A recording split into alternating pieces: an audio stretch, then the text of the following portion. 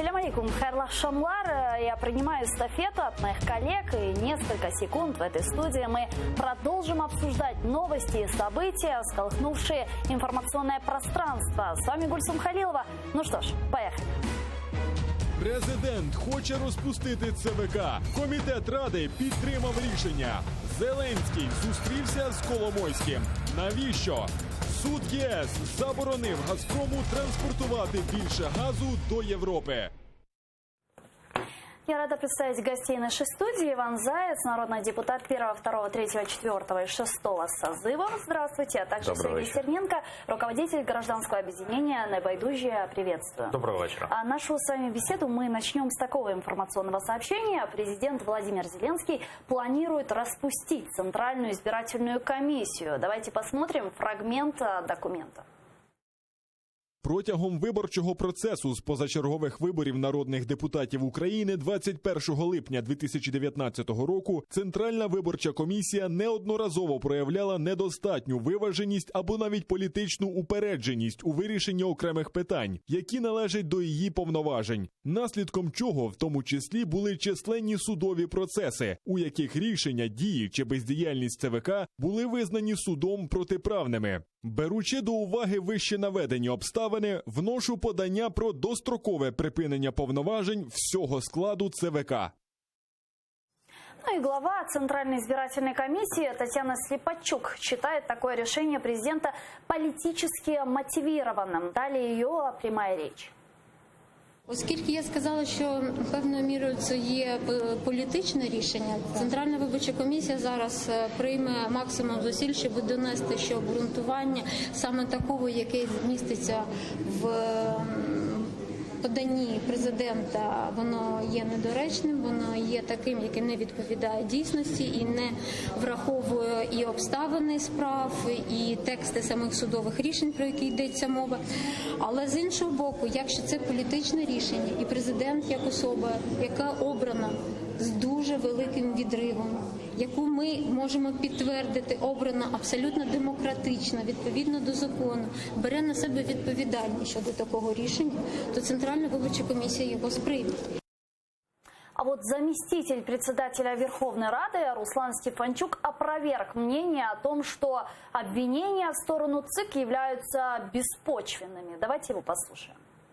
Що стосується взагалі питання, яке задали ви щодо вмотивованості, я ще раз кажу, я тільки що зробив свою доповідь. Для того, щоб скоротити час, президент України зробив обґрунтоване подання, яке роздано вам усім. Воно на, здається, 5 чи 6 сторінках. Там обґрунтованість по кожному рішенню суду. Ви можете з цим ознайомитись і дійти до власного рішення, наскільки воно обґрунтоване. Сутність обґрунтованості – це оціночна категорія, яка не має чітких питань в національному законодавстві. Ну и как мы уже увидели, Комитет Верховной Рады Украины уже поддержал эту инициативу президента Владимира Зеленского. И, собственно, завтра уже будет рассмотрение этого решения. Как вы думаете, все-таки проголосуют или нет? Це буде виклик для Верховної Ради, тому що треба набрати 300 голосів. Не 226, а 300 голосів. Тобто це треба, щоб була вся «Слуга народу» і плюс ще треба набрати принаймні десь 50 голосів. Ну вот смотрите, вот перед тем, как перейти, как будут голосовать, да, и вообще будут ли это, мы обсудим чуть позже. Мне вот, знаете, еще интересно, а, собственно, зачем это делает президент Владимир Зеленский? Для чего ему вдруг захотелось распускать Центральную избирательную комиссию? Ні, ну це в межах ідеології, як говорити словами президента Лукашенка, перетрахування влади, а насправді концентрація влади в одних руках.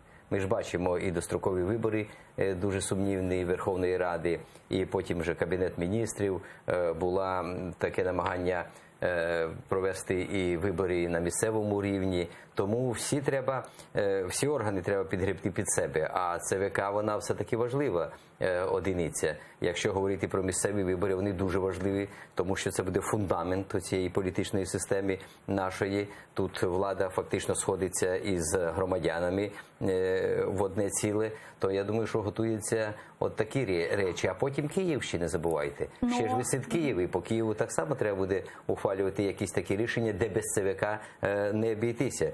Тому це намагання створити свою ЦВК більш лояльну тому що це нові люди абсолютно, вони ще себе не могли навіть виявити по-справжньому, їх обрали тільки ж недавно, буквально там півроку тому. Ну вот смотрите, ну куда лояльнее, да? Ну разве это не узурпация власти?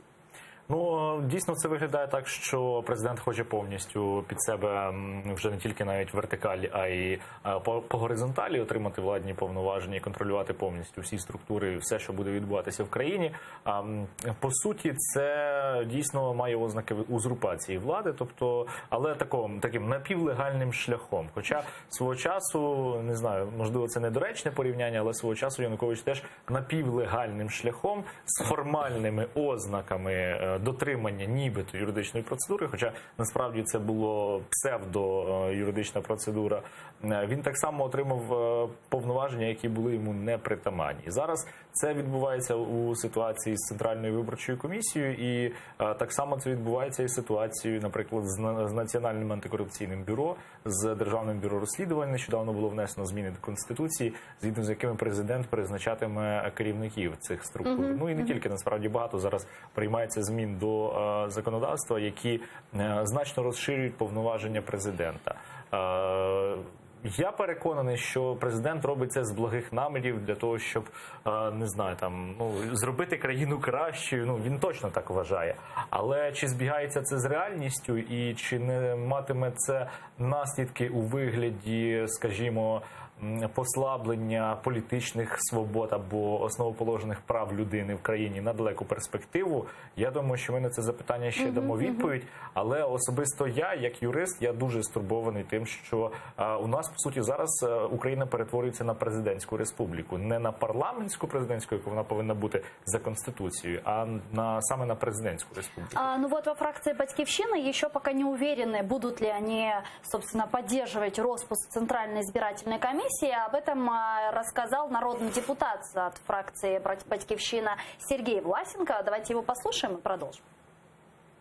Відповідно до закону, Верховна Рада України може рішенням в 300 голосів припинити повноваження Центральної виборчої комісії в цілому. Принаймні так само припинялися повноваження Центральної виборчої комісії попереднього скликання. Це можу вам сказати, що така можливість процедурна є. Як вона буде зреалізована, давайте дочекаємось офіційного документу, давайте дочекаємось офіційних рішень.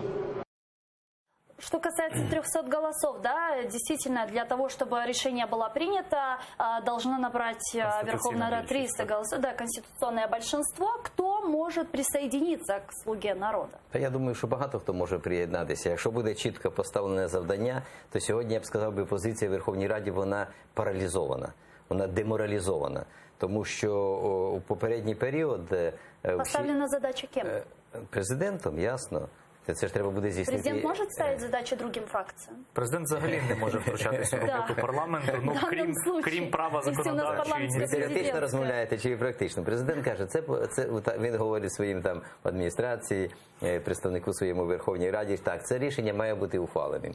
Це все зрозуміло, що сьогодні саме центр вироблення рішень і імпульси, які подаються, наприклад, в Верховну Раду, вони йдуть із адміністрації президента і звідти. Тому ясно, що буде робота така, буде дуже тяжко знайти ці 300 голосів, тому що обґрунтування цього рішення дуже слабке. Ми ж слухали, що там говорилося у цій ініціативі, що це недостатня виваженість і навіть політична упередженість. Тобто ви розумієте, що виходить, що уже президент фактично виважує оцю недостатню виваженість у діяльності Верховної Ради. Тобто хто він, суддя є, чи хто він такий взагалі є. Тому це дуже слабка орієнтація. Не дивлячись на те, що аргументація, не дивлячись на те, що у нього є повноваження, потрібно ще справді серйозні підстави. Я, наприклад, вважаю, що серйозних підстав немає зараз змінювати Верховну Раду, якщо ти просто не хочеш сформувати собі лояльне ЦВК. От і все. Тому я так думаю, що буде тяжко завтра. Это как-то может быть связано с выборами? Ну, однозначно. местных. Ну, а як Якщо же? ми Это говоримо про напрямую Центральну связано с виборчу будущими комісію, то выборами, це да? 100% Та не тільки пов'язано з далекими, виборами. з Але місцевими першими. Місцевими виборами, да, скоро. давайте не будемо забувати, що президент говорив також, що він може розпустити Верховну Раду і наступного року, після року Ну, її дал роботи. год исполнительным. Дав рік, і я думаю, що це не такий вже от сюрреалістичний сценарій, що це також можна цілком припустити для того, щоб уже нове скликання Верховної Ради працювало за змінами, які були ось прийняті нещодавно. Там ну вони ще в процесі, але я переконаний, що вони будуть остаточно вже прийняті про скорочення кількості народних депутатів, вже без недоторканості, яка припинить своє існування з початку наступного року. Але я думаю, що основний приціл тут все-таки йде на місцеві вибори, які в нас заплановані наступного року. Зокрема, на такі я не впевнений, що "Слуга народу" зможе, скажімо так, якісно кадрово забезпечити місцеві вибори в невеликих містах, але я переконаний, що основна ставка буде йти на такі великі міста, як Одеса, Харків, Дніпро, Львів і Київ. Оце от номер один. Ми вже бачимо. Я думаю, що вони вирішать. Ми вже бачимо боротьбу за київське крісло, за Київ, коли фактично, по суті, всупереч положенням Конституційного суду, у Кличка забрали посаду голови Київської міської державної адміністрації. Вона зараз розділена на дві, і це вже створює певні правові колізії. У чому небезпека тут, окрім цього, що ми говоримо? Небезпека ще й у тому, що це руйнує інституційну пам'ять, це руйнує саму по собі інституцію Центральної виборчої, як Центральна виборча комісія. Тому що зміняться всі фактично люди, так? І завжди при зміні такій великій кількості людей інституційна пам'ять просто зникає. І знову тепер людям треба час для того, щоб вони війшли в курс справи. І знову треба... Тому я думаю, що з усіх сторін така ініціатива, вона є шкідлива. Вона потім виявиться, ця шкідливість. Але сьогодні наше право і заявити все-таки про те, що це необдуманий крок. Ну вот, возвращаясь к конституционному большинству, Ярослав Юрчишин от фракции «Голос» удивлен таким желанием президента. Давайте сейчас послушаем народного депутата. Якщо це суто політичне рішення, ми не будемо його підтримати. Якщо насправді аргументи ми зрозуміємо, що є підстави і є законодавча основа, ну тоді рішення буде насправді інше. Але поки що це питання ще на розгляді фракції. Остаточне рішення фракція не приймає. Просто при цьому результати виборів вони визнають, що все було законно. Мене це теж дивує. Сопредседатель фракции «Оппозиционная платформа за жизнь» Нестор Шуфрич сказал, что поддержит распуск Центральной избирательной комиссии. Почему? Давайте послушаем его аргументацию. Мы наверное, больше всех имеем право требовать распуска этой Центральной избирательной комиссии, потому что она была сформирована с грубым нарушением традиций, правил и принципов формирования Центральной избирательной комиссии. Мы имели право быть представлены 2 членами, нас этого права лишили. В Центральной избирательной комиссии нет ни одного нашего члена ЦИК. Ну, у оппозиционной платформы «За жизнь», я так понимаю, простая обида, именно поэтому они планируют голосовать? Ну, я думаю, що тут можуть бути різні мотивації, але це буде дуже цікавий прецедент, якщо дійсно утвориться такий ситуативний союз між опозиційною платформою «За життя» і «Слугою народу», тому що ми розуміємо, що зараз Нестор Шуфрич, він транслює не свою навіть особисту позицію, а позицію його фракції, якщо бути більш точним, позицію кума Путіна Віктора Медведчука. І що лежить в його мотивації, я можу лише здогадуватись. Але раз ми вже зачепили тему того, що у президента зараз величезні повноваження, що в нього буде практично повністю підконтрольна йому владна вертикаль, то дуже цікаво було би дізнатися, що буде з такими, як Шуфрич, Медведчук і іншими особами в найближчу перспективу, коли вже немає Петра Порошенка і його генпрокурора, які, власне, не займались кримінальним переслідуванням цих людей. І зараз нічого не заважає новій владі розставити всі крапки над «і» в питаннях їх співробітництва з країною-агресором. П'ята колона підтримує «Слугу народу». Так, треба абсолютно оцінювати діяльність опозиційної платформи «За життя» саме з позиції того, що, на мою думку, це є п'ята колона в Україні. І все те, що буде послабляти нашу державу на інституційному рівні, вони будуть підтримувати.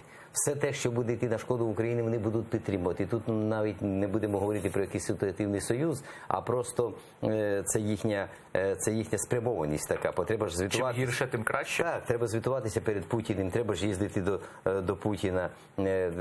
Ось Медведчук вчора повернувся з Москви, якраз мені сповіщення приходять. Ну и сегодня Верховная Рада Украины приняла очень интересное решение и ожидаемое действительно, потому что сегодня Верховная Рада Украины наконец-таки осудила псевдовыборы в оккупированном Крыму. И сейчас я предлагаю послушать, что сказал депутат от фракции «Слуга народа» Богдан Яременко по этому поводу. Давайте послушаем его прямую речь. Ці дії вже були признані незаконні низкою держав. Шановні пані та панове, наша заява не поверне Крим, але вона стане чітким доказом того, що незалежно від того, яка Верховна Рада, в якому скликанні, в складі яких фракцій, національною ідеєю України є повернення наших окупованих територій, є повернення наших громадян у склад української сім'ї. Ну, как вы думаете, почему Верховная Рада Украины лишь только сегодня решила озвучить, что она не признает псевдовыборы в оккупированном Крыму? Ну, вона могла тільки це вчора зробити, Да. і сьогодні. Зрозуміло, що потрібно було підготувати це рішення. І якби я, наприклад, займався цією справою, то ясно, що треба було б ще вчора зробити це рішення, щоб не давати можливості там комусь визнавати чи не визнавати, а треба було заявляти свою позицію, Ну, бо це просто наша вчера територія. и позавчера об этом заявили в европейских странах наши партнеры, да, раньше, чем мы, заявили о том, что они не признают псевдовыборы в Я Крыму. просто при відкритті вчорашнього засідання я чув виступ Геращенко Ірини, і вона сказала, що треба ухвалити таку заяву. І я думаю, що до вчорашнього дня, до виступу Геращенко, там ніхто навіть не задумався про те, що треба ухвалити таку заяву. Тому що ми маємо справу сьогодні із великою кількістю людей, отак принагідно, які прийшли до влади. Вони не мають досвіду, вони ще тільки вростаються. Я не чекаю від людей, навіть, я не хочу сказати, що вони там погані чи неосвічені, але від людей, які просто принагідно прийшли у владу, так легко прийшли у владу, вони ще не розуміють, у якій ситуації вони опинилися. Але мені дуже важливо було почитати мотивуючу частину цієї заяви. Все-таки треба розкрити кілька механізмів. Для мене, наприклад, дуже важливо, наскільки я поінформований, що десь явка виборців у Криму була до 20%. Тобто не більше... Очень маленька явка була. Дуже, уявляєте собі, 20% це від тих, хто...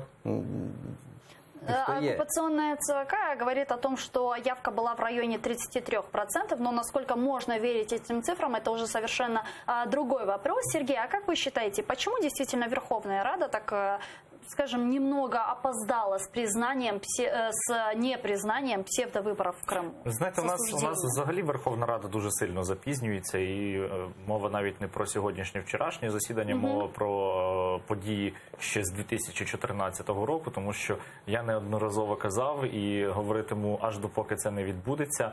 Ми досі не визнали Росію країною-агресором, не назвали дату початку війни. У нас була тільки декларативна постанова, що Росія – це агресор, а постанова ця, вона не породжує жодних юридичних наслідків. І ми так і не визнали на законодавчому рівні, що в нас є сьогодні російська агресія зовнішня. Ви не знаєте тоді законодавства, я вас уточню. У тому то й справа, я вже і в цій студії, і вже всі в студіях, яких я був, я вже звертався і до Зеленського, і до народних депутатів, і до політиків, і до наших журналістів. Читайте закон про особливості забезпечення державного суверенітету на тимчасово окупованих територіях Луганської і Донецької областей.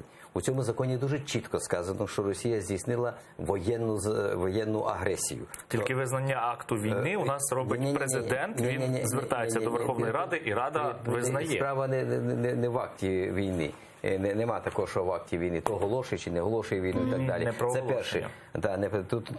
Тому є у нашому законодавстві, закон конкретно я вам кажу, там, де Росія чітко означається як агресор, яка здійснила воєнну агресію. Більше того, у цьому законі є посилання на те, що справді війна розпочалася не на Донбасі, як зараз кажуть. Зараз всі говорять про війну на Донбасі. Війна розпочалася 20 лютого 2014 року з приходом цих зелених чоловічків. Це в законі так вказано, що з 20 лютого? Ну, там посилання йде на попередній документ, але це закон. Так, це другий момент. Третій момент. Там сказано у цьому законі, яким способом Росія здійснювала цю військову збройну агресію. За рахунок своїх сил регулярних військових і за рахунок так званих іррегулярних, з використанням іррегулярних сил, тобто найманців різних, які так само відповідальні, Росія за яких відповідальна. Там сказано, в який спосіб Росія здійснює окупацію Криму і окупацію цих тимчасово окупованих територій у Луганській і Кримській області через окупаційні адміністрації. І там сказано про те, що Україна повинна підготувати консолідовану претензію за завдану війною шкоду Україні. І до цих пір комісії не створено у Кабінеті міністрів, яка б це зробила. Тому оці розмови про те, що що ми не значили Росію як як агресора, треба відкинути. Я вже не кажу про постанови, це теж нормативно. Я з вами не згоден. Як на мене, це підміна процедури, яка мала відбутися. Це міжнародне право. І це не міжнародне право, це наше національне законодавство. Міжнародного права воно якраз не має жодного відношення, тому що це національне законодавство, яке... Що таке міжнародне право? Це міжнародні договори. Розкажіть мені. Збройна агресія? Так, збройна агресія. Що таке? Ви хочете, щоб я вам зараз тлумачив поняття? Ну так це ж ви кажете. Немає яку проблем із тим, щоб означити Росію як агресором. Немає проблем сьогодні. Це вся гра в війну, не в війну і так далі. Це якраз і є синонім, будемо говорити, тієї війни. І наші плутають і стан війни, і військовий стан. Якщо тільки чужі війська зайшли на нашу територію, так настає стан війни. Так, фактично настає стан війни. По факту. І ніхто їх не повинен там оголошувати стан війни і так далі. Верховна Рада має визнати, що Україна піде на зовнішній агресії за поданням президента України. От вона і це саме є в цьому законі. А ми почали перемістили увагу від стану війни до військового стану. Що от військовий стан не оголошений, до воєнного стану, що от воєнний стан не оголошений, от у нас нічого немає. Ні, є. Стан війни почався з моменту введення цих зелених чоловічків на територію України 20 лютого 2014 року. І це початок війни. І війна йде на трьох фронтах. Один фронт – це сьогодні військовий фронт на південному сході України. Другий фронт йде всередині самої України, він не охоплює і Крим. І це п'ята колона, це все вербування, ці всі і так далі, підбурювання. Третій фронт іде на заході, там, де наші партнери і наші союзники. І от сьогодні намітилася якась така дуже погана ситуація і всередині України, і на заході України. Слава Богу, на цьому військовому фронті у нас вистачає рішучості до збройного опору, і ми ще тримаємо оцю всю планку. А тому не треба заплутувати, не треба... Як це заплутувати? Цей закон, який зараз ви називали, він жодним чином не регулює наші взаємовідносини з країною-агресором. Нічого абсолютно не змінює. Тобто він декларативний, якщо ми говоримо саме про країну-агресора. Цей закон не встановлює, що в нас мають бути певний спеціальний режим перетину державного кордону. Цей закон не встановлює додаткової відповідальності, взагалі немає в нас за співпрацю з країною-агресором, за самостійні перемовини з країною-агресором. Це має бути рамковий закон, який буде визнавати і породжувати юридичні наслідки. Він нічого не порушує, це декларація. Ні, це не декларація. Ви ж говорите, що цей закон змінив юридично у відносинах з Росією в порівнянні до того, як його не було. Він хоча б змінив те, що вони, я, президент і інші повинні чітко розуміти, що Росія здійснила збройну агресію. Тобто, що вона розв'язала війну проти України. Це найголовніше, це усвідомити цей момент. Тому що через те, що ми не усвідомили, що Росія воює з нами, ми бачимо сьогодні ці паростки такі буйно, які проростають до цього пацифістсько-моралізаторської такої ідеології. Навіть оце повернення наших полонених із Росії. І то воно так приглушується цим пацифізмом і цим моралізаторством. Це перше. По-друге, цей закон дає візію, бачення, правильно. Я ж вам не даремно пояснював, що записано головному. Там багато є у цьому законі.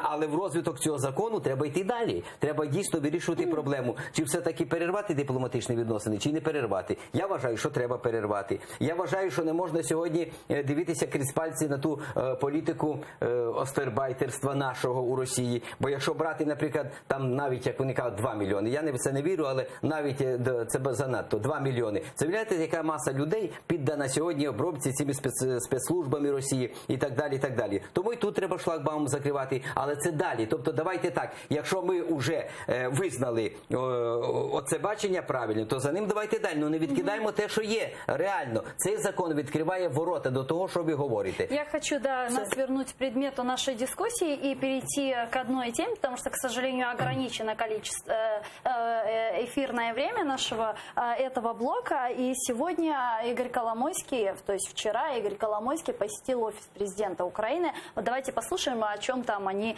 говорили. Президент України Володимир Зеленський зустрівся з бізнесменом, екс-головою Дніпропетровської облдержадміністрації Ігорем Коломойським. В офісі президента вони обговорили питання ведення бізнесу в Україні. Також йшлося про енергетичну сферу. Ну, как вам эта встреча президента с Коломойским? О чем она может свидетельствовать? Кроме того, що ми услышали. От основна проблема в тому, що ми маємо здогадуватись. Да. Про що була ця зустріч? Тому що коли в демократичній країні, в країні, де має працювати право, перша особа в країні, в державі, зустрічається з представником олігархату, то це одразу має ставити великий знак питання серед суспільства. І президент повинен був зробити цю зустріч відкритою. Або, якщо це неможливо, максимально пояснити, про що йшла мова, про що спілкувались сторони, про що вони домовились, або що вони обговорили, до чого прийшли. Натомість ми бачимо куцу заяву про те, що вони там зустрічались і обговорювали економічні питання. Але вибачте, це була зустріч не глави однієї держави з іншою, не дипломатичної місії. Це представник олігархії. Навіть якщо ми відійдемо від терміну олігарх, це просто особа, яка не має жодного статусу, він не є носієм владних повноважень, він не є представником, знову ж таки, іноземних якихось дипломатичних місій, він не є офіційною особою. Чому з ним зустрічалися, про що з ним розмовляли? На всі ці запитання відповідь має бути готова одразу, як тільки вони закінчать цю зустріч, і Офіс президента має це пояснювати, якщо вони дійсно розповідають, що вони хочуть будувати нову політику. Що від нас скрили, як ви думаєте? Я думаю, що багато скрили все-таки. Я не думаю, що немає зв'язків між Коломойським і президентом Зеленським. Це просто зрозуміло. І я думаю, що там багато чого говорили.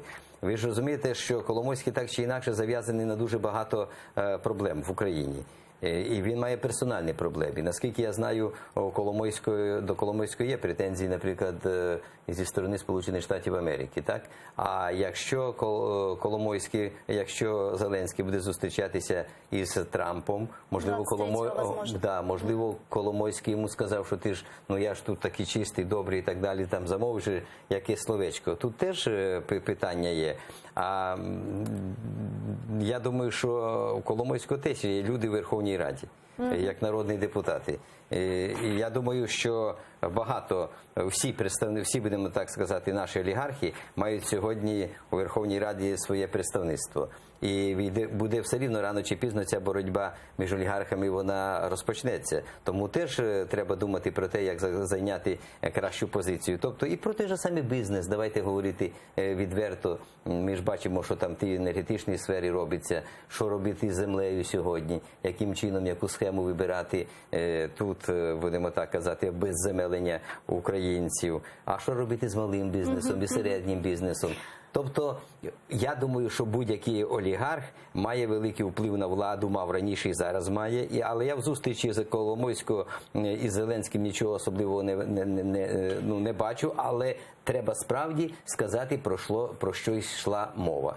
Тому що можна це ж трактувати і інакше трошки, ставити знак питання, знак рівності, наприклад, і між тим, що робить, наприклад, Медведчук. Медведчук їде, наприклад, у Росію, і ми нічого не знаємо. А цей зустрічається як впливова людина із нашим президентом, і ми також нічого не знаємо. Це вже не Зеленський, це вже не актор, він вже президент, тобто слуга народу. Ну, я думаю, что, как сказал Сократ, все тайное рано или поздно станет явным, но и еще одна тема, которую я очень хочу с вами успеть обсудить. Сегодня в эфире нашего телеканала Роман Сущенко, освобожденный политический заключенный, рассказал об условиях своего пребывания в застенках Кремля и сказал, что никогда не терял надежду на скорейшее освобождение. Давайте его послушаем. Я верил в то, что в моей истории вот эта печальная страница будет однозначно закончена, и мы ее перевернем. Вот. И, безусловно, я в среднесрочной и в дальнесрочной перспективе верю в Украину, верю в то, что Крым есть, был и будет ее частью. Я верю в стойкость нашего народа, который проживает на территории Украины. И очень бы хотелось верить, что это произойдет действительно в средней перспективе. Сегодня мы 7 сентября, то есть увидели освобождение 35 политических заключенных, включая военнопленных моряков. Но, как вы думаете, как президент Владимир Зеленский будет освобождать остальных политических заключенных, большинство которых кримські татари? Почнемо з того, що ми навіть не знаємо, як звільняли 35 політв'язнів ось 7 вересня. Це не було обмін 35 на 35? На яких, ну, це виглядає як обмін. Юридичного поняття в нас немає такого, як обмін полоненими на даному етапі от сьогодні. І на яких це буде умовах, нам невідомо. Я сумніваюся, що ми про це на найближчу перспективу дізнаємось. Якщо це обмін, саме ми міняємо наших заручників, забираємо, віддаємо цей, вибачте за вислів, непотріб росіянам, то це одна історія. Якщо це підкріплюється ще якимись політичними домовленостями, які йдуть поза самим обміном, то це, звісно, змушує замислитись. Тому що я от після обміну 35 на 35 я багато чув різних теорій змов, що це насправді лише прикриття 35 на 35, чув різні тези. Ось тут основне питання просто в тому, чи обмежується, власне, цей обмін лише поверненням заручників додому. Чи, можливо, є ще якісь пункти, про які ми не знаємо? Вот о тех политических преференциях возможных, о которых вы говорите, мы можем увидеть во время встречи лидеров в нормандском форматі? Знаєте, я дуже обережно взагалі ставлюсь до теми будь-яких обмінів, тому що поки обмін не відбудеться, ну насправді кожна заява може нашкодити, і я не хотів би прогнозувати. Я думаю, що зустріч в нормандському форматі – це взагалі єдиний допустимий формат сьогодні, який може існувати щодо питання російської агресії, врегулювання російської агресії. Звісно, хотілося б, щоб до нього були залучені Сполучені Штати та Велика Британія, але це має повністю виключити історію з Мінськом, тому що мінські домовленості, мінський формат, я як юрист і як громадянин України, звичайно, я не розумію, що це таке взагалі ці мінські домовленості, ким вони легалізовані, який вони мають статус, так, і так далі. Якщо вже і ведуться перемовини з агресором, то їх треба вести напряму, без посередників, не з представниками терористичних організацій і так далі. Так. Иван Александрович, да, вот буквально 2 минуты до завершения нашего эфира. Идеальная формула освобождення політичних заключених, вона є? Та ні, такої формули немає, але вже зрозуміло, що треба акценти зміщувати. У нас оці всі обміни, вони відбувалися через те, що ми акцентували всю свою увагу саме на цю військову, будемо казати, фазу війни, яку веде Росія проти України, і от навколо території, окупованої у Луганській і Донецькій області, це все крутилося. А ми повинні трактувати цю війну широко, і Крим затягувати сюди, і тільки тоді ми зможемо звільнити кримських татар і громадян, які проживають у Криму. Тобто тут треба розставити такі акценти. По Сущенку. Що Сущенко фактично? От я задоволений тим, що він знайшов собі сміливості, сказав, що це була помилка його, що це він, як вам сказати, недооцінив тих небезпек, от, коли він був у Росії, що він злегковажив, будемо так казати, оціми речами. Але з іншої сторони, Сущенко показав, що його вербували там і так далі, і так далі. Тобто він сказав, що треба українцям завершувати, я ж кажу, всім пацифізмом і всім братським ставленням до російського народу і попадатися у ці пастки. І останнє – це щодо нормандського формату. Це буде велике випробування для Зеленського, і я б дуже не хотів би, щоб реанімувалися мінські домовленості, тому що їх похоронив Путін невиконанням оцієї безпекової частини, а Захід і Путін буде тиснути на Зеленському. Тому Зеленський повинен проявити тут таку стійкість і сказати, що це не той час був, коли ухвалювалися мінські домовленості. Тоді була пряма такий наступ російських військ і багато чого іншого. Спасибо, Иван Заяц, народный депутат 1, 2, 3, 4, 6 созывов, Сергей Стерненко, руководитель гражданского объединения «Небо идущие». Я благодарю, а мы вынуждены завершить этот блок. Подписывайтесь на наш YouTube-канал, там мы выкладываем самые интересные фрагменты из наших эфиров. Ну и буквально через 5 минут информационная программа «Заман» вас встречает с самыми актуальными новостями. Не переключайтесь.